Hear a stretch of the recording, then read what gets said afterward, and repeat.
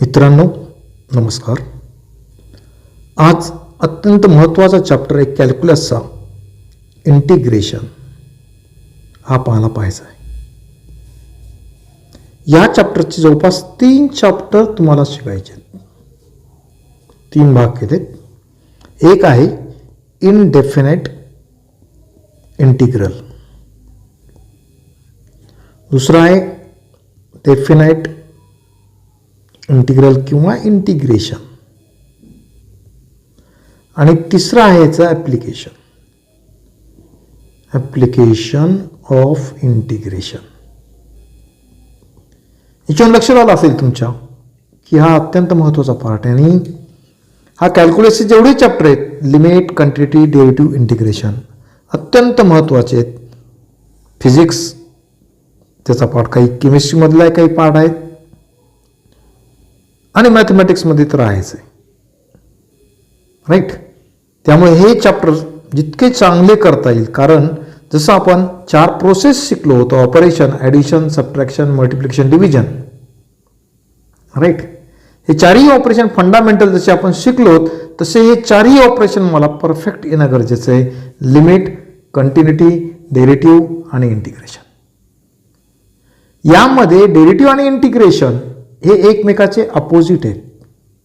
जसं plus minus हे एकमेकाचे opposite आहेत, भागाकार आणि गुणाकार एकमेकाचे अपोजिट आहेत, आणि सगळ्यात हे तिन्ही जे ऑपरेशन हे लिमिटवर डिपेंड आहे. एकदा लिमिट आलंय की त्यामध्ये फंक्शनमध्ये कंटिन्युटी आहे का नाही चेक करण्यासाठी लिमिटची आवश्यकता आहे. डेरिव्हेटिव्ह हा एक स्पेशल टाईप ऑफ लिमिट आहे, आणि इंटिग्रेशन ही सुद्धा एक लिमिटच आहे. ओके. त्यामुळे हे 4ही ऑपरेशन अगदी परफेक्ट करणं गरजेचं आहे. काय या दोघांमध्ये जर मी कम्पेअर केलं, तुम्ही डेरिव्हेटिव्ह शिकलात. डेरिव्हेटिव्हमध्ये तुम्हाला 2 व्हेरिएबल दिले होते, एक एक्स आणि वाय, आणि त्यात तुम्हाला सांगितलं होतं की एक्स हा इंडिपेंडंट आहे आणि वाय हे जे व्हेरिएबल आहे हा डिपेंडंट आहे. कुणावर डिपेंड आहे? हा एक्सवर. मग एक्सचा परिणाम वायवर होणार. एक्स बदलला की वाय बदलेल, एक्स मुळे वाय बदलेल, बरोबर आहे. आणि बदललेला जो पार्ट आहे तो आपण असा दाखवतो dy बाय dx. वाय मधला बदल with respect to x, x मुळे झालेला वाय मधला चेंज म्हणजे डेरिव्हेटिव्ह. आणि हा चेंज खूप स्मॉल असतो हेही मी सांगितले तुम्हाला. चेंज जो आहे अतिशय लहान असतो. मग असे लहान लहान लहान लहान लहान लहान चेंजेस जर मी कलेक्ट केले तर मला पूर्ण पार्ट मिळेल. किती बदल झाला? मी जर तुम्हाला विचारलं की 8वी पासून 10वी पर्यंत तुमच्या मॅथमॅटिक्समध्ये किती बदल झाला, तुम्ही सांगाल एवढा बदल झाला. मला मॅथ 8वीला एवढं येत होता, आता एवढा येतं, म्हणजे मॅथमॅटिक्सचा एवढा एरिया मी कव्हर केला, राईट. पण ज्यावेळेस तुम्ही एरिया कव्हर करत होतात त्यावेळेस डिफरन्शिएट करत होतात, लहान लहान लहान लहान टर्मचा अभ्यास केला, छोट्या छोट्या डेफिनेशन, प्रॉब्लेम्स आहे ना, त्याच्या मेथड्स, आणि ह्या सगळ्या टर्म जर मी एकत्र विचारलं तुम्हाला की 8वी ते 10वी किती अभ्यास झाला, तुम्ही काय करणार? या सगळ्या छोट्या छोट्या टर्मला एकत्र घेणार, म्हणजे त्याची सम घेणार, आणि या समवर जर लिमिट अप्लाय केलं तर मला एरिया मिळतो. त्यालाच म्हणायचं इंटिग्रेशन. पण हे दोन्ही कसे एकमेकाचे अपोजिट. लहानात लहान टर्मपर्यंत पोहोचणे म्हणजे डेरिव्हेटिव्ह, आणि त्या लहान लहान टर्मचं कलेक्शन म्हणजे इंटिग्रेशन, आणि ते या टाईपनं लिहायचं, integration of f of x with respect to x.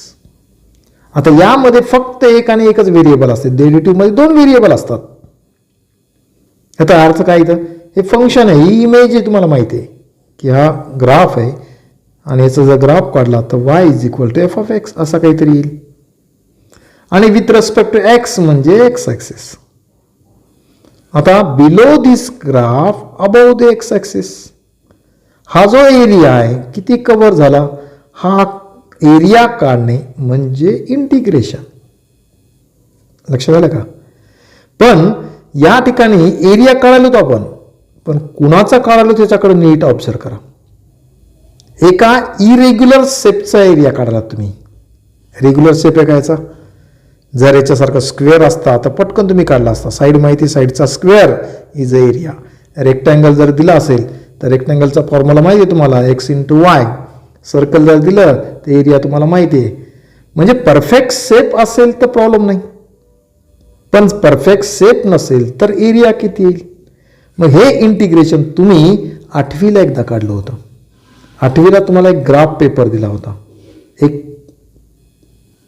आठवत असेल तुम्हाला. आणि या ग्राफ पेपरवर मग तुम्ही इरेग्युलर शेपचा एरिया काढला होता. काय केलं होतं? ग्राफ पेपर तुम्हाला एक लीफ दिले आणि या लीफचा एरिया विचारला होता, इरेग्युलर शेपचा एरिया काढणे. मग तुम्हाला सांगितलं होतं की जेवढे पूर्ण स्क्वेअर आहेत ते मोजा, जे अर्ध्यापेक्षा जास्त कव्हर होतात त्यांना मोजा, अर्ध्यापेक्षा जर लहान असतील तर त्यांना सोडून द्या. आठवतंय? मग हे काय एरिया काढायला तुम्ही सग. पण हा एरिया म्हणजे तुम्ही काय करू लागलात? तुम्हाला सांगितलं होतं की स्क्वेअर कलेक्ट करा, अर्ध्यापेक्षा जास्त असणारे आणि पूर्ण असलेले, म्हणजे त्याची सम घेऊ लागला तुम्ही. म्हणजे सम घेतली होती आणि तुम्ही सांगितलं होता की एवढा एरिया असेल आणि तो एरिया अप्रॉक्सिमेट सांगितला. राईट? परफेक्ट आन्सर त्यावेळेस तुमचं आलं नव्हतं. पण आता आपल्याला परफेक्ट आन्सर मला काढायचं आहे आणि ती जी प्रोसेस आहे त्याला म्हणायचं इंटिग्रेशन. की एफ ऑफ एक्स फंक्शन आणि एक्स ॲक्सिस यांच्यामध्ये कव्हर झालेला एरिया. राईट? इंटिग्रेशन म्हणजे नवीन काहीच नाही. इंटिग्रेशन म्हणजे तुम्ही एखाद्या फंक्शनचा एरिया काढायला लागला. ओके? आता या दोन ज्या प्रोसेस आहेत, इंटिग्रेशन आणि डेरिव्हेटिव्ह, या अपोजिट आहेत. म्हणून इंटिग्रेशनलाच काय म्हणतात? इंटिग्रेशन म्हणजेच अँटी डेरिव्हेटिव्ह. कारण डेरिव्हेटिव्हच्या अपोजिट. डेरिव्हेटिव्हमध्ये छोट्या टर्म, जसा एखादा पूर्ण चॅप्टर तुम्हाला जर अभ्यासायचा असेल तर तुम्ही काय करता? त्या चॅप्टरमधले प्रत्येक पॉइंट पर्यंत जाता. प्रत्येक पॉइंट पर्यंत जाणे म्हणजे डिफरन्शिएट करणे. कारण डेरिव्हेटिव्ह हा खूप छोटा असतो म्हणून तुम्ही अगदी लहान पॉइंटला कॅच करता आणि असे सगळे पॉइंट जर कॅच झाले, एकत्र घेतले तर पूर्ण चॅप्टर तुमचा कव्हर झालेला असतो. म्हणजे त्या चॅप्टरचा किती एरिया तुम्ही कव्हर केला असं जर विचारलं तर त्याचा अर्थ काय? इंटिग्रेट करणे. ओके? या इंटिग्रेशनला आणखी एक नाव आहे, ते आहे प्रिमिटिव्ह. प्रिमिटिव्ह सुद्धा म्हणतात. ओके? ॲक्च्युअल ही जे इंटिग्रेशनचं साईन आहे, हा जो एफ ऑफ एक्स आहे याला इंटिग्रँड म्हणतात. इंटिग्रँड. राईट? आणि इंटिग्रेशन काढायची जी हे जे एरिया काढायची जी प्रोसेस आहे त्याला काय म्हणायचं? इंटिग्रेशन. आहे अडचण काही? नाही. मग हे एकमेकाचे इनव्हर्स फंक्शन आहे. इनव्हर्स फंक्शन तुम्ही शिकला सेट थिअरीमध्ये, की जर फंक्शन 1 1 ऑन 2 असेल तर त्याचा इनव्हर्स मिळतो. ॲडिशनचं इनव्हर्स सबट्रॅक्शन आहे, मल्टिप्लिकेशनचं डिव्हिजन आहे, एक्सपोनेन्शियलचं लॉग आहे. राईट? हे तुम्हाला माहिती आहेत. स्क्वेअर रूटचं स्क्वेअर आहे. असे तुम्हाला एकमेकाचे इनव्हर्स फंक्शन मिळालेत, तसे हे एकमेकाचे इनव्हर्स आहेत. आता याचा क्लिअर अर्थ आहे की डेरिव्हेटिव्हमध्ये जेवढे फॉर्म्युले मिळालेत तुम्हाला त्या सगळे अपोजिट फॉर्म करा, दुसऱ्या साईडला न्या, तुम्हाला इंटिग्रेशनचा फॉर्म्युला मिळेल. ओके? जर आणखी एक गोष्ट महत्त्वाची यामध्ये, मी डेरिव्हेटिव्ह काढायला सांगितलं आहे तुम्हाला. Derivative of x cube with respect to x. आता याचा डेरिव्हेटिव्ह काय? पॉवर पुढे पॉवरमधनं आहे कमी. Derivative of x cube plus 5चा काढायला सांगितला विथ रेस्पेक्ट टू एक्स. याचा डेरिव्हेटिव्ह ॲडिशनमध्ये डेरिव्हेटिव्ह सेपरेट, पॉवर पुढे पॉवरमधनं एक कमी, प्लस 5चा डेरिव्हेटिव्ह 0. आणखी एक डेरिव्हेटिव्ह सांगतोय. Derivative of x cube minus 100 with respect to x is equal to x क्यूबचा डेरिव्हेटिव्ह 3x स्क्वेअर आणि मायनस 100 कॉन्स्टंट डेरिव्हेटिव्ह 0.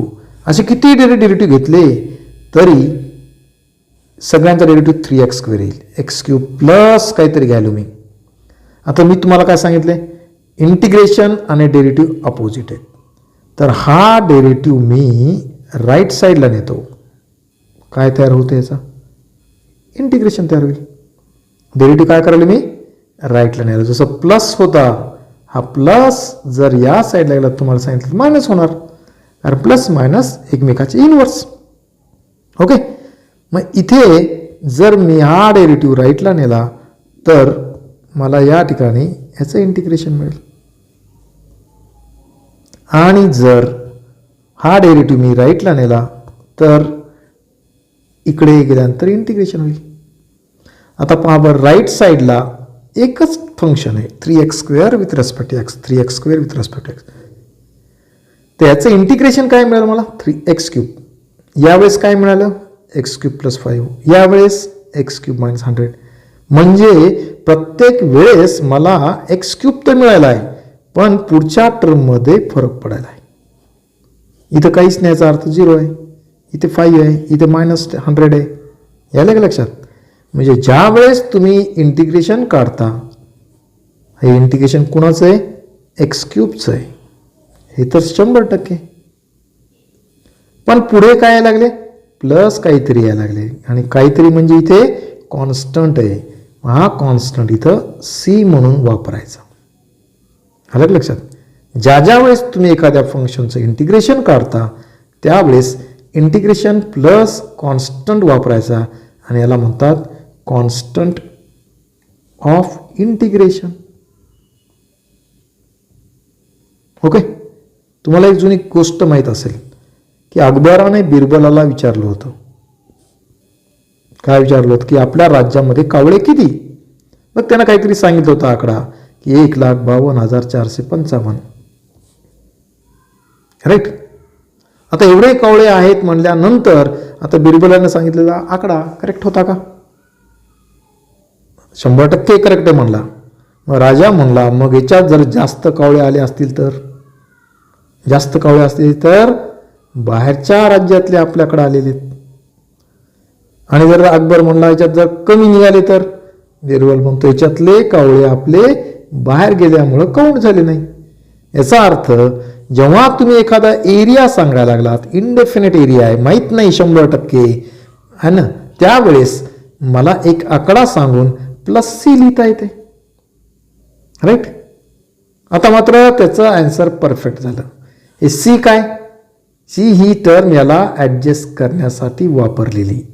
जसं की मी तुम्हाला आता विचारलं की तुम्ही आता 12वीला आहात आणि 12वीमध्ये तुम्ही किती मार्क कव्हर करणार, 0 to 100. राईट.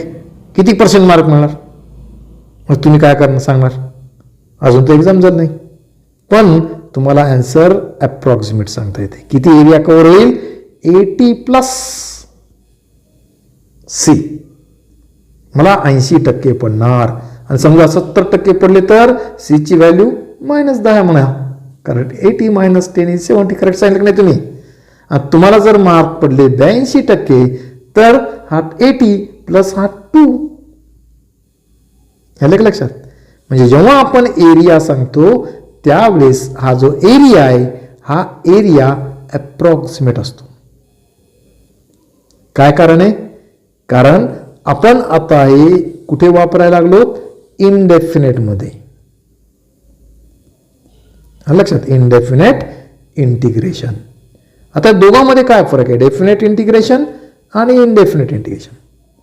तर इनडेफिनेट मध्ये फंक्शन तुम्हाला फक्त असं दिले, integration of f(x) with respect to x. म्हणजे याचा जर मी ग्राफ काढला तर f(x) चा ग्राफ काहीतरी असा येईल, आणि हे x axis with respect to x. आणि एरिया कोणता काढायला सांगितलं तुम्हाला, हा एरिया सांगितला. Below this curve above the x axis. मध्ये किती एरिया कव्हर. आता मला सांगा, दोन साईड दिल्यात, ही आणि ही, पण इकडली साईड आणि इकडली साईड दिली का, नाही. आता दोन साईड मधला एरिया तुम्हाला काढता येईल का. एरिया तुम्हाला परफेक्ट आन्सर कधी सांगता येईल, ज्या वेळेस चारही बाजू तुम्हाला माहिती आहे तेव्हाच. आलं का लक्षात. क्लोज एरिया आता मिळून जाईल तुम्हाला परफेक्ट. याला म्हणायचं डेफिनेट. आणि जेव्हा या साईड जर दिलेली नसते दोन्ही साईड म्हणजे याला लोअर लिमिट म्हणतो आपण आणि हा आहे अप्पर लिमिट. राईट. म्हणजे या ठिकाणी मला इथं लोअर आणि अप्पर लिमिट दिले नाही याचा अर्थ मला फक्त वरचा ग्राफ आणि एक्स ॲक्सिस माहिती आहे. आता याचा एरिया सांगता येतो का? नाही. मग त्याचं जनरल या फंक्शनचं इंटिग्रेशन काढून घ्यायचं आणि त्याला बॅलन्स करण्यासाठी इंटिग्रेटिंग कॉन्स्टंट वापरायचं. आलं का लक्षात? आणि डेफिनेटमध्ये काय होते? डेफिनेटमध्ये तुम्हाला लिमिटेशन दिलेले आहेत ए टू बी. म्हणजे याचा ग्राफ कसा आला माझा? F of x, x axis, x is equal to a आणि x is equal to b दोन लाईन. आता मात्र एरिया माझा 100% ॲन्सर मिळणार, डेफिनेट मिळेल. मग तिथे इंटिग्रेटिंग कॉन्स्टंट लिहायची आवश्यकता नाही. ओके. हे दोन फरक आहे. मग मला पहिले इनडेफिनेटमध्ये या साऱ्या फंक्शनचं इंटिग्रेशन काढायचं कसं हे मला शिकायचं आहे. ओके. प्रोसेस थोडीशी अवघड आहे कारण इथे इरेग्युलर शेप आहे आणि इरेग्युलर शेपमध्ये एरिया जर काढायचा असेल तर टेक्निक कोणती वापरायची? आता मी इरेग्युलर शेप घेतोय. एक फंक्शनचा ग्राफ आहे y is equal to f of x आणि या ठिकाणी मला इंटिग्रेशन विचारलं आहे, integration of f of x with respect to x. Right. तर मी काय करणार आहे? मी ॲक्च्युअल इंटिग्रेशन काढणे म्हणजे मला डेफिनेट इंटिग्रलच काढता येते. इंडेफिनेटमध्ये सी लिहावं लागतं आहे. म्हणून इथं लोअर आणि अप्पर लिमिट घेतो. X is equal to a ही एक लाईन आहे आणि x is equal to b is a another line. Right. आता इरेग्युलर शेपचा एरिया काढताना मला परफेक्ट शेप तर नाही आहे. मग मी काय करेल? परफेक्ट शेपच्या फॉर्ममध्ये येण्याचा प्रयत्न करेल. मी इथं छोटे छोटे रेक्टँगल घेतो. राईट. पहिल्या रेक्टँगलची रुंदी Δ1, दुसऱ्याची Δ2, तिसऱ्याची Δ3, चौथ्याची Δ4, Δ3 हा जनरल घेतो मी Δr, आर्थ रेक्टँगल आणि हा असेल nth रेक्टँगलची Δn. ठीक आहे. प्रत्येकाची रुंदी घेतली. आता उंची मोजायची. उंची मोजताना आता पहिला रेक्टँगल नीट पहा. याची उंची ही घेऊ का ही घेऊ? अलीकडचं बरोबर आहे. मग मी काय करेल? याच्या ॲव्हरेज उंची सिलेक्ट करेल. आता हा पॉईंट समजा मी घेतला T1. T1 या पॉईंटवर हाईट मोजतो मी. एक्सची व्हॅल्यू किती घेतली? T1 आणि फंक्शन काय? F of x. म्हणजे याची व्हॅल्यू काय येईल या पॉईंटची? एफ ऑफ एक्सच्या ऐवजी काय घेतला मी? T1. राईट. तसं दुसऱ्याची हाईट घ्यायची तर याचा ॲव्हरेज हाईट मी अंदाजे गृहीत धरेल की या T2 या पॉईंटवर मी हाईट मोजतो इथून इथपर्यंत. काय होईल? F of x. एक्सच्या ठिकाणी इथं काय? T2 आहे. एफ ऑफ T2 म्हणजे हा आहे रेक्टँगल गृहीत धरला. तर रेक्टँगलचा फॉर्म्युला मला माहिती आहे. कारण रेक्टँगल कशामुळे म्हणाले मी? याची ही एक लाईन स्ट्रेट लाईन आहे, ही दुसरी स्ट्रेट लाईन आहे, तिसरी स्ट्रेट लाईन आहे, फक्त चौथी लाईन नाही. बरोबर आहे. मग चौथ्याबद्दल आपण नंतर विचार करू. पण 3 लाईन सरळ असल्यामुळे मला याला रेक्टँगल म्हणता येईल. राईट. मग आता या रेक्टँगलची हा जो एरिया आहे मला हा एरिया काढायचा. याचा एरिया किती येईल? लांबी गुणिले रुंदी. रुंदी किती घेतली मी? Δ1 आणि उंची किती घेतली? F of T. वाय म्हणजे उंची वाय ॲक्सिसवर. F of T1. राईट. मग हा एरिया आला मला पहिल्या रेक्टँगलचा एरिया. तसं दुसऱ्याचा एरिया काय मिळेल? त्याची F of T2 he height आहे आणि रुंदी मी घेतली Δ2. तसं तिसऱ्याचा एरिया काय मिळेल? F of T3 into Δ3. लांबी गुणिले उंची किंवा रुंदी गुणिले उंची. रुंदी गुणिले उंची. आणि असं प्रत्येकाचा एरिया मी काढायला आहे. आर्थ जो रेक्टँगल आहे माझा हा याचा एरिया किती येईल?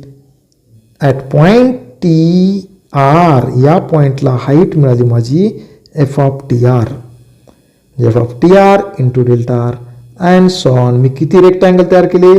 N, f of t n into delta n. आता प्रत्येकाचा एरिया मी काढून घेतला. आता याची काय करतो मी?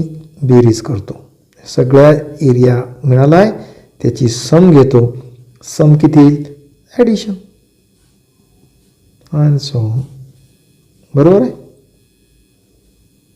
आता ही जी सम आहे ही सम मला आहे ना शॉर्टमध्ये असेल इथे f of t r into delta r. R from किती रेक्टँगल घेतले मी? 1 पासून एन रेक्टँगल घेतलेत मी. N रेक्टँगलची addition. आता मी जर सांगितलं की एवढा एरिया झाला, फक्त सम म्हणजे ॲडिशन केली, मग ॲडिशन म्हणजे इंटिग्रेशन का? नाही, थोडासा फरक आहे की या ॲडिशनवर एक चूक व्हायली आपली. कोणती चूक? आपला जो हाईट आहे ही हाईट मला परफेक्ट मिळाली. मी अंदाजे घ्यायलो. जसं की तुम्ही 8वीला घेतलात की अंदाजे रेक्टँगल मोजले, किती रेक्टँगल यात यायलेत, अर्ध्यापेक्षा जास्त यायलेत, त्याला कलेक्ट केलं होतं. पण मी याची बाउंड्री सोडली होती. काही रेक्टँगल सोडून दिले, काही जास्तीचे घेतले. राईट. मग ही बाउंड्री सोडता येते का? एरिया म्हणजे या बाउंड्रीच्या बाहेरचा पार्ट नको आहे, आतला पार्ट सोडायचा नाही. म्हणजे या टर्मवर मला लिमिट अप्लाय करावं लागेल. राईट. लिमिट कोणतं आता अप्लाय करू? ह्याला लक्षात कोणतं अप्लाय करता येईल मला? की माझी अडचण आहे की हा जो रेक्टँगल आहे याची हाईटमध्ये प्रॉब्लेम यायला लागला आहे. मला इथून या पॉईंटवर हाईट घेता येईना, या पॉईंटवरनं हाईट घेता येईना. मग मी असं मधला मार्क काढलो. पण तसं करू नका. जर मी आणखी या रेक्टँगलचे छोटे छोटे रेक्टँगल तयार केले तर काय होईल बघा बरं. म्हणजे हा जो एरिया आहे यामध्ये छोटे रेक्टँगल केले तर ही साईड काय व्हायला लागली आहे ना, स्ट्रेट व्हायली का नाही? जितके जास्त रेक्टँगल घ्याल जवळजवळ तितकं तुम्हाला ही जी चौथी साईड आहे ही स्ट्रेट मिळेल. बरोबर आहे. आणि जितके जास्त रेक्टँगल वाढवणे म्हणजे काय की नंबर ऑफ रेक्टँगल आपण एन घेतले होते ते किती घ्या? इन्फिनिटीपर्यंत घ्या. इन्फानाईट रेक्टँगल काढा, आपोआप तुम्हाला काय होईल? चौथी जी साईड आहे ती स्ट्रेट मिळेल. आलं का लक्षात? म्हणजे मला परफेक्ट रेक्टँगल मिळेल आणि हा फॉर्म्युला माझा आन्सर परफेक्ट देईल. ओके. म्हणजे याच्यावर मला लिमिट काय अप्लाय करावं लागेल? नंबर ऑफ रेक्टँगलची संख्या वाढवावं लागेल. एन जे आहे मी वापरलाय टेन्स टू इन्फिनिटी. आता एन त्याच्यात आला नाही, मग मी काय करेल? एन इन्फिनाईट केल्यानंतर हा डेल्टा आर जो एवढा होता हळूहळू काय होईल? छोटा छोटा छोटा होईल. म्हणजे जर एनची संख्या इन्फिनिटीपर्यंत दिली तर डेल्टाची संख्या काय होईल? 0 कडे जाईल. राईट. मग मला याला असं लिहिता येईल डेल्टा आर टेन्स टू 0. आणि हे जर लिमिट अप्लाय केलं तर मला पूर्ण एरिया मिळेल या इरेग्युलर शेपचा. आणि यालाच म्हणायचं इंटिग्रेशन. हा काय अवघड? म्हणजे इथं तर आपण काय करलो? सम घ्यायलो. राईट. आणि या समवर लिमिट अप्लाय करायला लागलो. म्हणजे सिंपल भाषेमध्ये इंटिग्रेशन आम्हाला काय म्हणता येईल? Limit of some. हा अडचण. हा झाला बेसिक पार्ट. हे लक्षात आलं तुमच्या की डेरिव्हेटिव्ह म्हणजे छोट्या टर्मचा अभ्यास करणे आणि इंटिग्रेशन म्हणजे पूर्ण एरियाकडे छोटे छोटे छोटे टर्म जेवढ्या होत्या त्याला कलेक्ट करणे. शिकत असताना आपण एक एक चॅप्टर घेतो, त्यातला एक एक लाईन घेतो, त्यातला एक एक शब्द वाचतो, म्हणजे छोट्या टर्मपर्यंत जातो. म्हणजे त्यावेळेस तुम्ही डिफरन्शिएट करत असता आणि मग सगळे चॅप्टर घेऊन आपण एक्झामला जातो. एक्झामच्या वेळेस सगळे चॅप्टर कलेक्ट करता तुम्ही आणि डोक्यात कलेक्ट करून पुढे जाता. म्हणजे कोणती प्रोसेस होते? इंटिग्रेशन. म्हणजे हे दोन एकमेकाच्या अपोजिट आहेत. म्हणून integration is a anti derivative. Okay. आता याचे रूल्स जे आहेत हे सगळे काही फॉर्म्युले आपण पुढच्या व्हिडिओमध्ये पाहू. ओके. तोपर्यंत बाय.